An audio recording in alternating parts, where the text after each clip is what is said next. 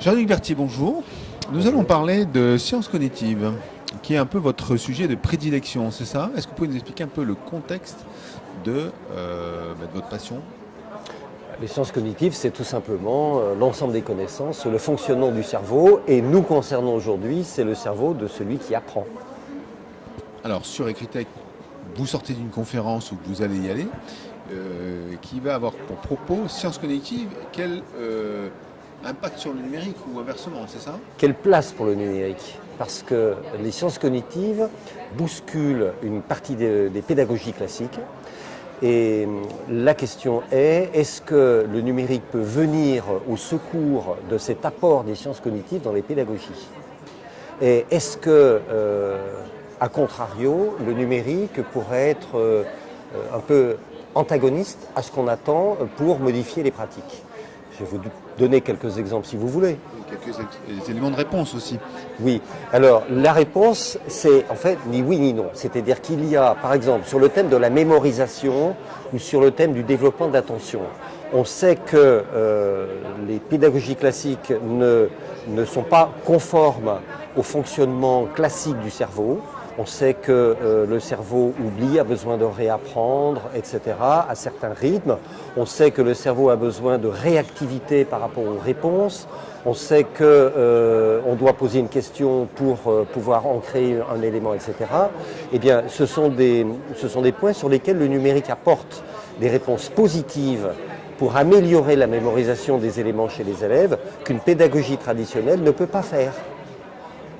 En revanche, pour l'attention, on ne sait pas encore vraiment si utiliser les écrans, les outils, on ne sait pas encore si c'est une vertu ou non sur le développement des capacités attentionnelles.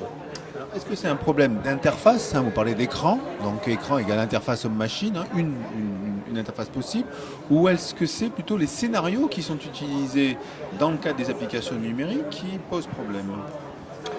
En fait, concernant par exemple l'attention, on n'en sait pas encore assez sur le fonctionnement cérébral du développement des capacités attentionnelles, donc on n'est pas encore en mesure de savoir si les écrans sont une aide ou non. D'autre part, on n'a pas encore suffisamment fait d'études sur la question pour avoir une réponse. En revanche, ce qu'on sait sur la mémoire, par exemple, est suffisamment développé pour être à peu près sûr que les outils numériques apporteront une réponse, parce qu'on ne sait pas faire ce qu'il convient de faire avec une pédagogie traditionnelle, un groupe d'élèves, etc. On ne sait pas adapter, si vous voulez, les pédagogies de façon individualisée pour satisfaire à toutes les différentes formes de mémoire des élèves. Est-ce que c'est l'outil qui pose problème ou est-ce que c'est la manière dont il est utilisé? C'est pas exactement ça, c'est-à-dire qu'en fait, ce qui pose problème actuellement, c'est l'appropriation de l'outil par les profs. C'est que les sciences cognitives qui arrivent sont très récentes, donc il n'y a pas encore assez d'applications développées dans le monde du numérique pour qu'on puisse les utiliser en classe. C'est la familiarisation de ces outils par les profs, c'est la restructuration du temps dans les apprentissages. Tout ça, ça remet en question le positionnement du prof dans ses postures pédagogiques. C'est ça qui pose problème. Donc c'est pas les sciences cognitives, c'est la posture du prof qui pose problème.